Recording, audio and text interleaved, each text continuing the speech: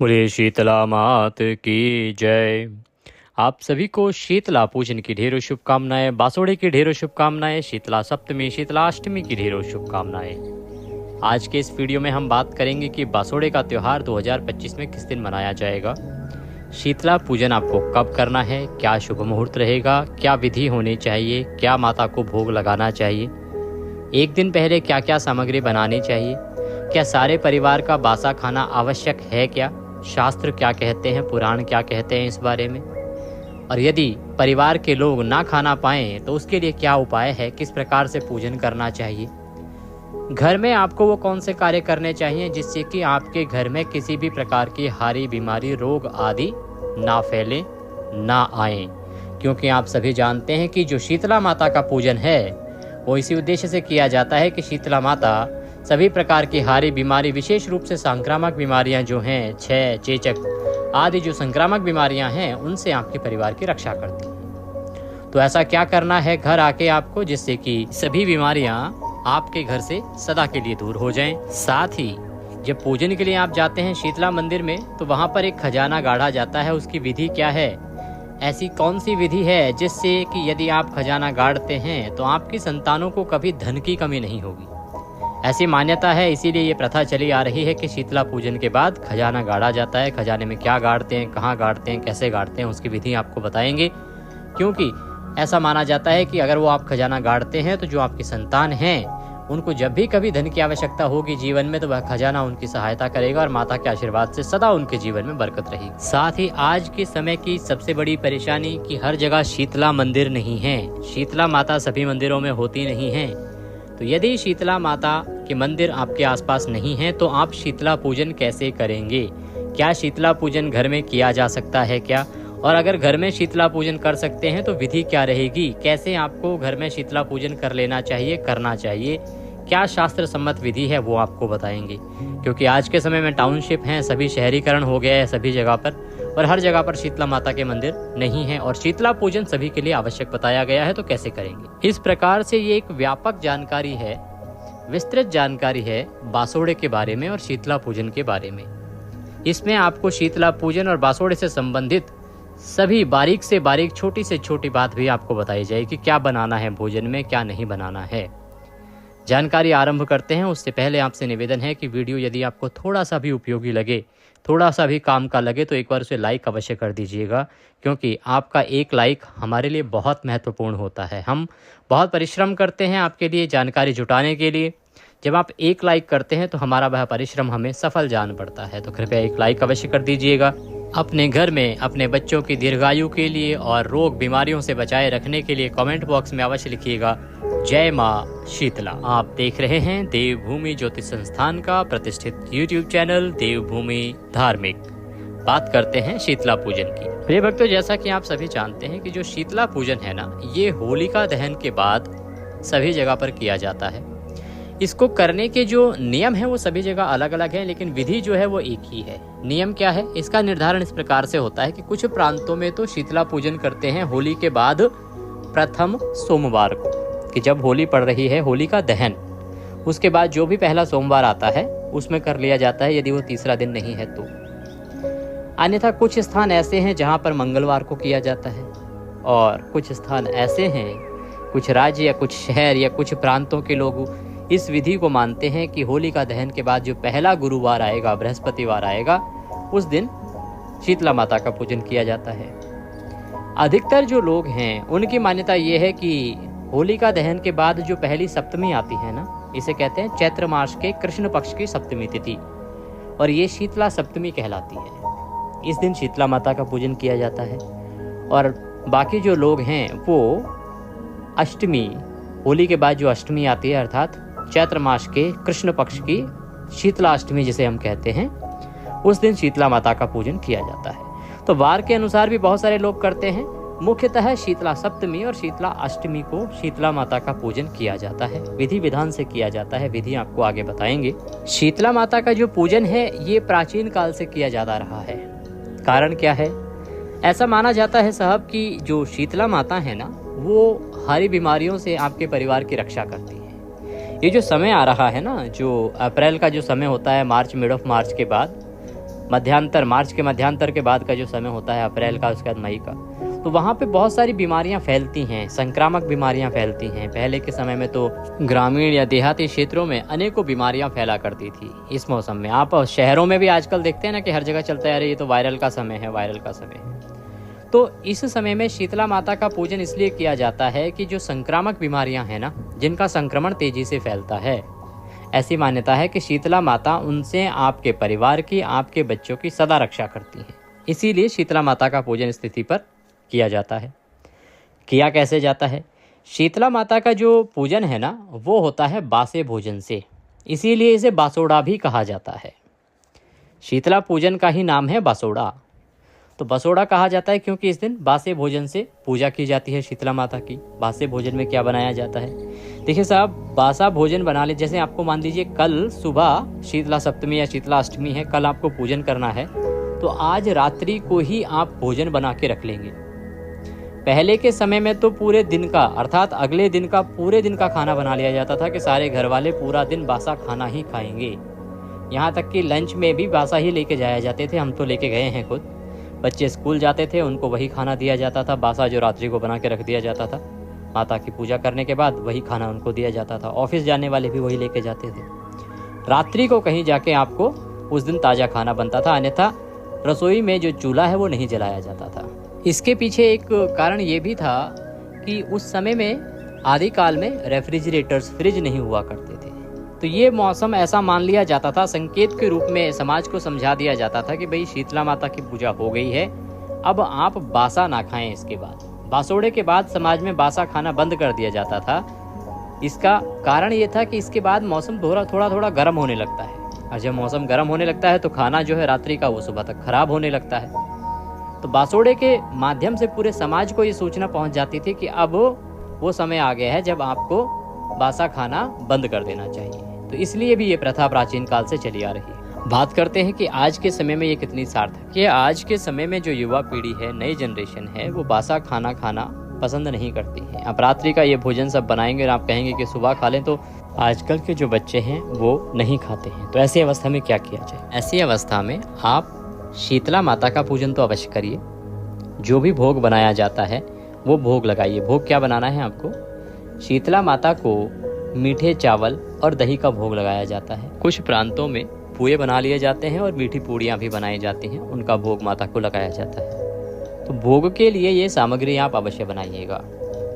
इतनी बना लीजिएगा कि अगले दिन प्रातः काल अगर संभव हो सके तो सभी लोग नाश्ते में इसको ले लें, और अगर नाश्ते में भी नहीं खा सकें तो इतनी तो बना लीजिएगा कि एक एक निवाला, अर्थात एक एक बाइट, एक एक ग्रास तो सब खा ही लें प्रसाद के रूप में। अर्थात जो आप पूजन का दिन है उस दिन पहला आहार के रूप में पहला जो ग्रास लेंगे वह ये शीतला माता के पूजन का जो आहार है वही आपको खाना चाहिए। इतना आप बच्चे को अवश्य समझाइए, और इतना कर भी लेंगे। एक बाइट खाने में किसी को कोई दोष नहीं है, और इतना तो खाया जा सकता है। आप ज़्यादा फोर्स मत करिए उनको, ज़्यादा मत कहिए कि आपको खाना ही खाना होगा। कोई फ़ायदा नहीं है ज़बरदस्ती करने का, और उसमें कोई दोष भी नहीं है। अगर वो नहीं खाते हैं तो कोई बात नहीं, केवल इतना है कि माता का प्रसाद अवश्य ग्रहण कर लें। तो प्रसाद आप जो बनाएंगे उसको रात्रि को बना लीजिएगा, रात्रि को बना के रख दीजिएगा। अगले दिन आप सुबह सूर्योदय से पहले ही उठ जाएंगे, क्योंकि शीतला माता का जो पूजन है ना साहब, वो शीतला माता का पूजन सूर्योदय से पहले ही किया जाता है। अब यहाँ पर एक और बात आपको बताएं कि कुछ प्रांतों में जो लोग हैं, जो माताएं बहनें हैं, जो पूजा के लिए जाती हैं शीतला माता की, वो बिना नहाए जाती हैं, और कुछ जगहों पर नहा धो के जाती हैं। अब इसमें आपकी अपनी मान्यता हो सकती है, क्योंकि जो तर्क दिया जाता है वो ये कि जैसे हम बासे भोजन से पूजा कर रहे हैं शीतला माता की, वैसे ही हमें बासे मुंह जाना चाहिए। परंतु बासे मुंह में, बासे भोजन में और अशुद्धि में थोड़ा अंतर होता है। जब आप रात्रि को शयन करते हैं अपने शयन कक्ष में, अपने पलंग पर, तो उसके बाद आपको स्नान अवश्य करना चाहिए, चाहे आप शीतला पूजन ही क्यों ना कर रहे हों। देखिए, शास्त्र कहते हैं कि पूजा नहा धो के शुद्ध अवस्था में ही की जानी चाहिए, और शीतला माता की जो पूजा है वो भी ऐसे ही की जानी चाहिए। तो हमारी सलाह यही रहेगी कि आप नहा धो के ही जाइए शीतला पूजन के लिए। फिर भी यदि किसी के यहाँ ये मान्यता है तो हम कोई जोर जबरदस्ती नहीं कहेंगे, आप अपनी मान्यता के अनुसार चल सकते हैं। परंतु पाठ पूजा में शुद्धि का ध्यान रखना चाहिए। तो पूजा वाले दिन आप सुबह जल्दी उठ जाइए। उठने के बाद स्नान आदि करके स्वच्छ वस्त्र धारण कीजिए। पूजा की थाली सजा लीजिए। जो सामग्री है उसमें क्या क्या जाएगी बता देते हैं आपको। भोजन में जो आपने बनाया है उसमें मीठे चावल और दही अवश्य लीजिएगा। मीठी पूड़ियाँ पकवान आदि आपने बनाए हैं तो वह भी ले लीजिएगा। बड़कुल्ले की माला आपके पास होनी चाहिए। बड़कुल्ले की माला क्या होती है? जो गोबर होता है ना, उसकी माला बनाई जाती है, उसकी आकृतियाँ बनाई जाती हैं। कुछ ढाल कटार आदि इस प्रकार की आकृतियाँ होती हैं। कुछ जगह पर इसे बिलूकड़ी की माला कहते हैं और कुछ जगह पर इसे गुलरी भी कहा जाता है। तो गुलरी की माला जो है वो लेनी चाहिए। गुलरी की माला वैसे तो ये निकाल दी जाती है जब आपने होलिका दहन का पूजन किया होगा ना, तभी 5 मालाएं निकाल दी जाती हैं गुलरी की या बड़कुल्ले की। एक जाती है होलिका दहन पे, एक आपके इष्ट देव पर, एक आपके ग्राम देव पर, एक शीतला माता के लिए रख दी जाती है और आपकी एक कुल देवी पर चली जाती है। इस प्रकार से मालाएं निकाली जाती हैं। तो जो शीतला माता के नाम की आपने माला रखी है उसको आप अवश्य लीजिएगा।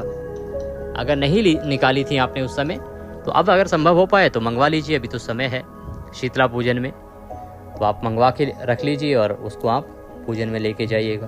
तो गुलरी की माला साथ में लेनी है। इसके अतिरिक्त थोड़े से बाजरा ले लीजिएगा। माता को दक्षिणा अर्पित करने के लिए दक्षिणा ले लीजिएगा। 1 रुपये का सिक्का अवश्य लीजिएगा। हल्दी की गांठ अगर आपके पास है तो वह साबुत अवश्य ले लीजिएगा। थोड़े से भीगे हुए मूंग आपको लेने हैं। जिस दिन आप पूजा के लिए जा रहे हैं ना, उस दिन आपको एक कार्य करना है कि आटा लगाना है। आटा गूंथते हैं ना रोटी बनाने के लिए, आटा गूंथना है, लेकिन उसमें नमक नहीं डालना है और उसकी 5 लोई बनानी है। जैसे आप रोटी बनाने के लिए गोल लोई बनाती हैं, ये लंबी लंबी लोइयाँ बनानी है। आजकल गुजिया का समय है ना, जैसे गुजिया की आकृति होती है उस प्रकार की आटे की लोई बनानी है 5। ये 5 लोई भी आप पूजा में माता को अर्पित करने के लिए लेके जाएंगे। कुछ जगहों पर ऐसा भी नियम है कि आटे के दिए बनाए जाते हैं और आटे की ही बाती बनाई जाती है, उसको ठंडा दिया कहते हैं। तो ठंडा दिया भी माता को अर्पित किया जाता है। यदि आपके यहाँ ऐसा होता है तो आप कर सकते हैं, अन्यथा ये कहीं पुराणों में हमें इसकी जानकारी प्राप्त नहीं हुई है। कुछ प्रांतों में एक नियम है कि जो पूजा की थाली आपने सजाई है उसको ढकने के लिए जिस कपड़े का आप प्रयोग करते हैं वो आपके किसी जो संतान हुई होती है, अंतिम संतान, उसका पोतड़ा होता है। पोतड़े का जो कपड़ा होता है उसको ढक के लेके जाया जाता है, क्योंकि संतान की दीर्घायु के लिए और उसके अच्छे स्वास्थ्य के लिए ही ये पूजन किया जाता है। तो उसका पोतड़ा जो है वो ढक के लेके जाया जाता है। आज के समय में यह प्रथा प्रचलित नहीं है और शास्त्रीय विधान भी नहीं कहता कि आप ऐसा ही करें, तो आप कोई अन्य कपड़ा भी प्रयोग में ला सकते हैं। थाली सजा लीजिए। इसके बाद आप जो आपकी बड़कुल्ले की माला है ना, जो गुलरी की माला है, उसका पूजन घर पे ही कर लीजिएगा। उसको हल्दी से तिलक कीजिएगा। तिलक करके अक्षत अर्पित कीजिएगा और पूजा की थाली में रख लीजिएगा। जब आप घर से निकलेंगे तो घर से निकलने से पहले आपकी जो दहड़ी होती है ना, दहलीज जिसे कहते हैं, मुख्य दरवाजे पे जो दहलीज होती है, उस दहलीज का पूजन आपको सबसे पहले करना चाहिए। पूजन करने के लिए जो आप जल लेके जाएंगे माता को अर्पित करने के लिए किसी बड़े बर्तन में, उसमें कुछ जगहों पर ऐसा नियम है कि जो लूनी घी आता है ना वो डाल के ले जाया जाता है। कुछ जगहों पे शुद्ध लेके जाया जाता है। हम कहते हैं शास्त्रीय विधान है कि उसमें थोड़ा सा गंगाजल मिला लीजिए। और यदि आप त्रिवेणी स्नान करके आए हैं, कुंभ होके आए हैं, तो त्रिवेणी का जल उसमें मिला लीजिए। तो दहलीज पर सबसे पहले उस जल से छींटे दीजिए। इसको कहते हैं दहलीज सिराना भी कहते हैं। दहलीज को साफ करके उस पर स्वास्तिक बनाइए। हल्दी से स्वास्तिक बनाइएगा। कुछ प्रांतों में इसको सतिया कहते हैं। स्वास्तिक बना के उस पर अक्षत अर्पित कीजिएगा। फूल हैं तो फूल अर्पित कीजिएगा। हाथ जोड़िएगा। हाथ जोड़ के नमस्कार कीजिएगा और अपने पूजन के लिए शीतला माता के मंदिर चले जाइएगा। यहाँ एक बात बता दें कि हम पूजन विधि बता रहे हैं शीतला माता के मंदिर में कैसे करनी है। फिर आपको ये भी बताएंगे कि यदि शीतला माता का मंदिर आपके पास नहीं है, आसपास आप नहीं जा सकते, तो घर में पूजन कर सकते हैं। तो कैसे कर सकते हैं, क्या विधि रहेगी और कहाँ कर सकते हैं। पहले अभी हम जो सामान्य जन के लिए है, शीतला मंदिर जो जा रहे हैं उनके लिए हम पूजन विधि बता रहे हैं। आगे बाकी जानकारी आपको प्रदान की जाएगी कि आप घर में किस प्रकार से पूजन कर सकते हैं। शीतला माता के मंदिर पहुंचकर मंदिर में प्रवेश से पहले द्वार के दोनों तरफ आप थोड़ा थोड़ा जल अर्पित करेंगे। मंदिर में प्रवेश करेंगे। प्रवेश करने के बाद सर्वप्रथम माँ शीतला को जल स्नान कराएंगे। शीतला माता को जल स्नान कराने के बाद उन्हें वस्त्र अर्पित करेंगे। तो वस्त्र के रूप में मौली का टुकड़ा तोड़िएगा और मौली माता को अर्पित कर दीजिएगा। यदि आपके पास माता के लिए वस्त्र लेके गए हैं आप, तो वो अर्पित कर दीजिएगा। वस्त्र के बाद माता को तिलक लगाइएगा, हल्दी का तिलक लगाइएगा माता को। तिलक लगा के अक्षत लगाइएगा। बड़कुल्ले की जो माला है ना वो पहनाइएगा। गुलरी की माला कहें, बड़कुल्ले की माला कहें, एक ही बात है। तो वो माला आप पहनाइएगा। अब सवाल आता है जी, अगर किसी के पास बड़कुल्ले की माला ना हो तो क्या किया जाए? तो उस अवस्था में आप फूलों की माला भी पहना सकते हैं। तो आप फूलों की माला माता को पहना दीजिएगा। खुले पुष्प हैं तो पुष्प अर्पित कर दीजिएगा। अब आपको माता को भोग लगाना है। भोग में जो आप 5 लोई लाए हैं ना, वो एक एक करके माता को चढ़ाइए। मीठे चावल और दही से माता का पूजन कीजिए, भोग लगाइए माता को। यदि कोई और रसोई यहाँ बना के लाए हैं तो वह भी भोग में अर्पित कीजिए। भोग लगाने के बाद माता को दक्षिणा अर्पित कीजिए। दक्षिणा में जो भी चढ़ाना चाहते हैं चढ़ाइए।